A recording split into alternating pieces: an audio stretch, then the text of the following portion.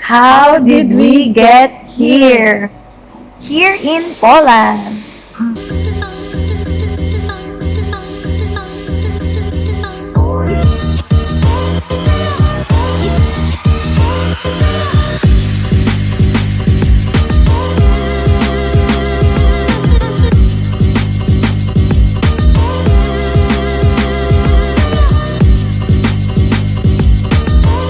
Diba?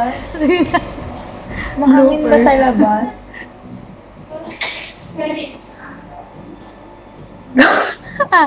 How did we get here? Here in Poland.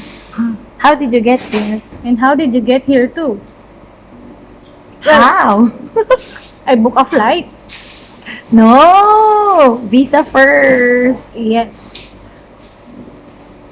How to get the visa? How to get a visa? How did I get my swab test? How did you get your visa? How? I booked my appointment in the Malaysian embassy.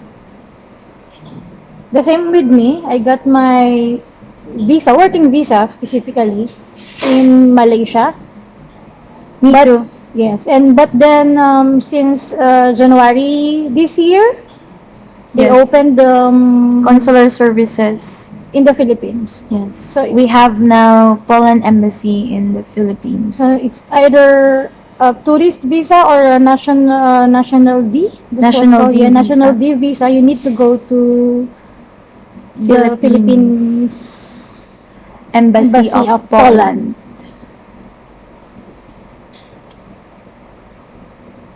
Ano susunod?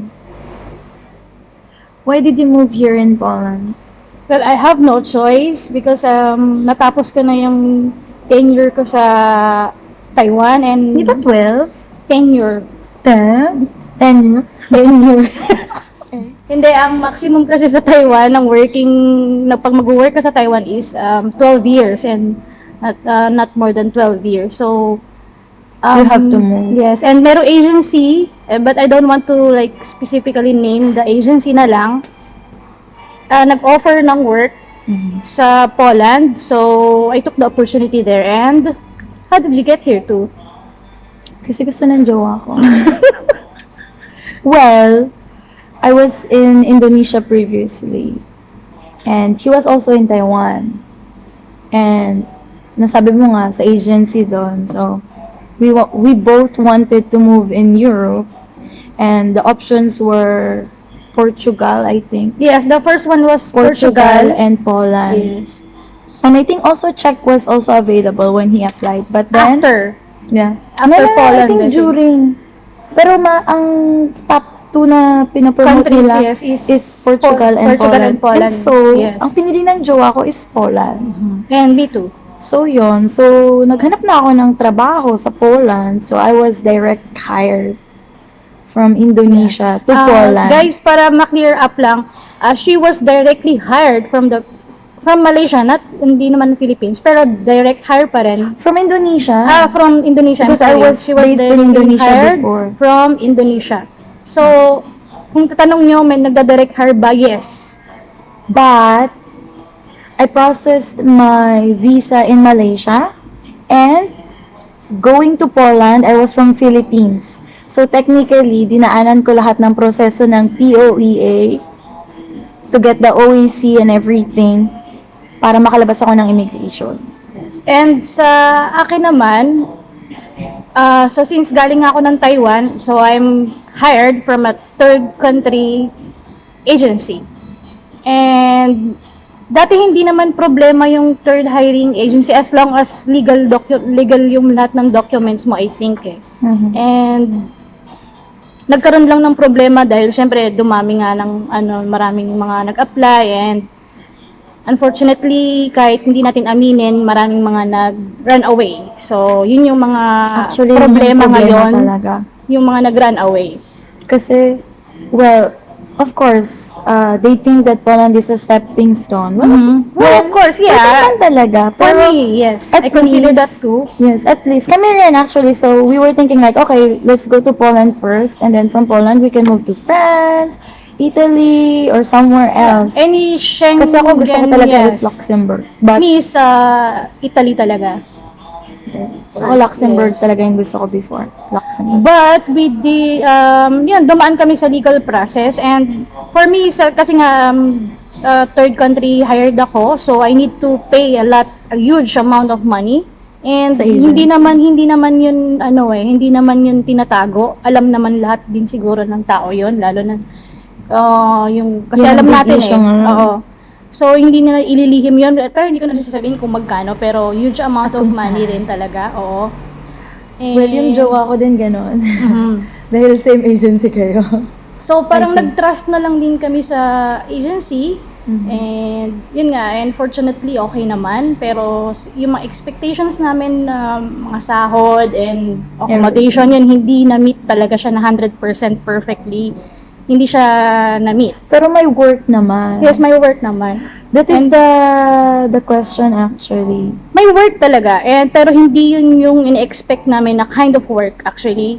So, Compared to Taiwan. Oo. And so, since nandito na, for me, hindi ako susi kasi sa work, parang pinili ko na Nandiyan to na, eh. no? Oo, tapos parang papahirapan ko ba yung sarili ko? Mahirap na nga, papahirapan ko ba yung sarili ko? So, take it na lang na parang, sige, kung hanggang saan kaya ng pasensya mo at tibay ng loob talaga actually. Mhm. And I don't know sa experience mo as direct hire.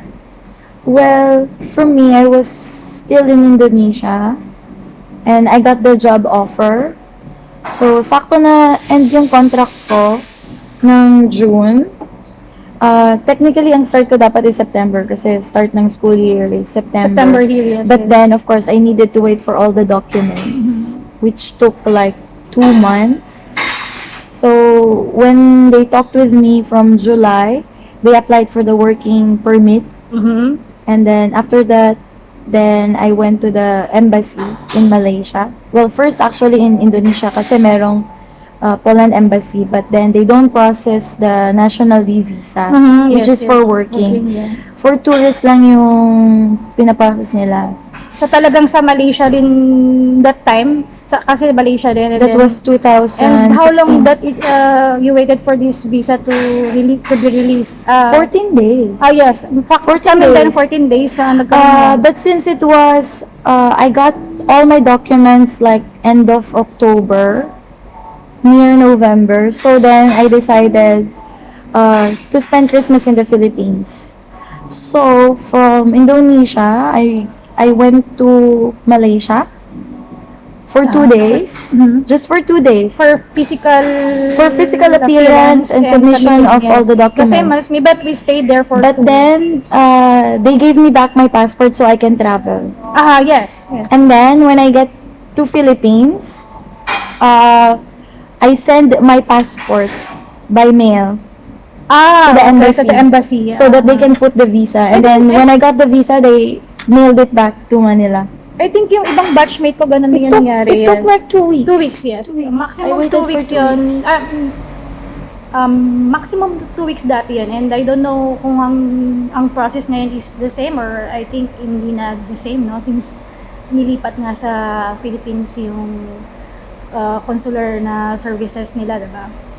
So, I came to Poland direct hired and she came through agency. Yeah. Well, ang issue kasi right now here is hindi daw pwede ang direct hire.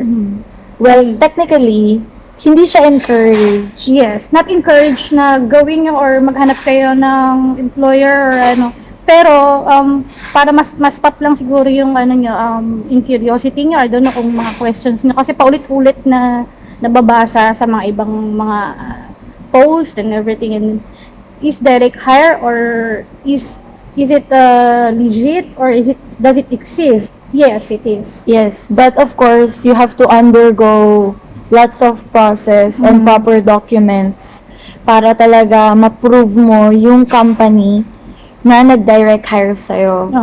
Which is for me, I submitted all the company's information even sa POEA kasi since direct hire ako, kailangan nila yung business permit, yung name, yung number, lahat ng mga everything. So, lahat hiningi ng ko lahat yun important dun sa documents, employer yes. ko. And ako naman as a third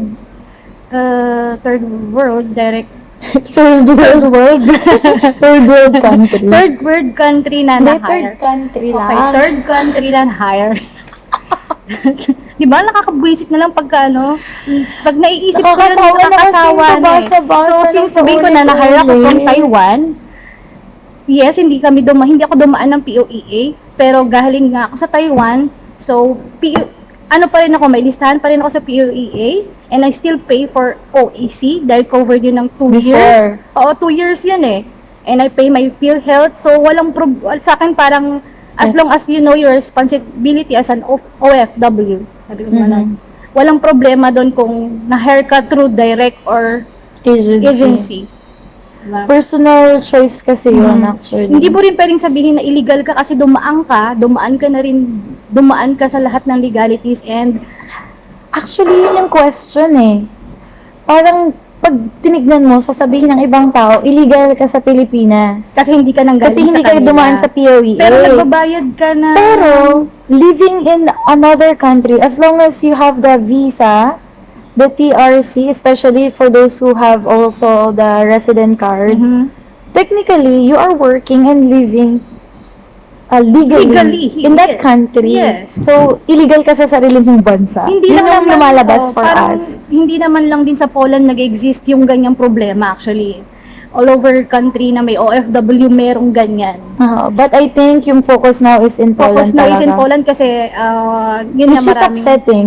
yes. And maraming nag-a-apply nga dito and dahil din sa mga nangyayari naging lalong strict sila so ang nagiging burden ngayon ng mga nandito na Yung mga talagang working here. legally here, yun ang may burden para sa kanila yun eh, ang hirap eh. Parang nadadamay. Kami yung affected Mm-mm. actually. Actually ako, yes, I admit hindi maganda yung napuntahan ko na work when I got here kasi na-disappoint nga rin ako ng konti. Pero alam mo yun, might as well finish my work, like it's 1 year lang naman yun eh. Mhm. And it paid off. I got my karta and I'm working legally here and for 3 years, I'm already working here for 3 years, just like you, yes? Yes. Yes, and ilang years na lang kami mag-wait, alam mo yun? So, 2 years. 2 years. kung to go. stepping stone lang talaga gusto niyo, bakit ka mag-run away for, diba? Try mo. Mhm. 1 year. Kasi Napakabilis nagkakaroon din ng eh. bad record actually yung Filipinos. If, for example, I'm the employer and then I hired someone Yes. and then they will just go somewhere without even saying goodbye Mhm. or like without asking resignation. They will just disappear. Syempre, nakakagulat yun sa employer and of course, Hindi naman namin binabash yung mga nag-run away. yes, Wala of kami course, doon. choice Kasi mo may po choice yan. kayo. Hindi naman Gusto namin nyo kayo po ng ganon. sinisiraan Walang or ganon. what. Ito, personal opinion lang from me and Bibag. Kasi, syempre may kanya-kanyang May buhay kanya-kanya tayo, tayong diba? ano, May kanya-kanyang yes. And posisyon tayo. yung Iba naging yung- decision namin is naging okay naman yung kinalabasan. Tsaka syempre, iba yung trabaho ko sa trabaho niya. At syempre, malamang iba rin yung nakuha yung trabaho na talagang siguro hindi nyo kaya. Yes, and depende Kaya- talaga sa tao din talaga. Kaya mas pinili nung umalis. Yun lang, disclaimer lang para sa ganun, no? Para hindi Oo. lang yun, ito explanation lang for our own experience here in Poland na so far It's okay. so far yes. Hindi naman namin gine-generalize, no? Hindi naman lahat ganito. So, kumbaga, sarili lang namin na experience yun. And For more questions, comment down. comment down below kung anong gusto niyong questions and then mamimili kami and then we'll do the next vlog. Or if we can answer everything. Or we why can not? answer, we will try to answer everything. Pero Huwag syempre, lang paulit-ulit po. Hindi diba? naman tayo lawyer, no? Para Yes. sagutin ng And lahat. yung legalities, hindi po namin masasagot yan, pero from personal experience, syempre, legal naman yung mga ganon na nangyari dito. So, hindi kami sasagot ng hindi naman din po sure. So, any questions, you can drop your comments down below and then we will answer it. Maybe we will try it on live or Yes, we can do live pag may time streaming. kami, we can do live streaming here in Knapsack and Stickers or we will make a vlog part 2 for this one. So, That's it. We'll see you on the next vlog.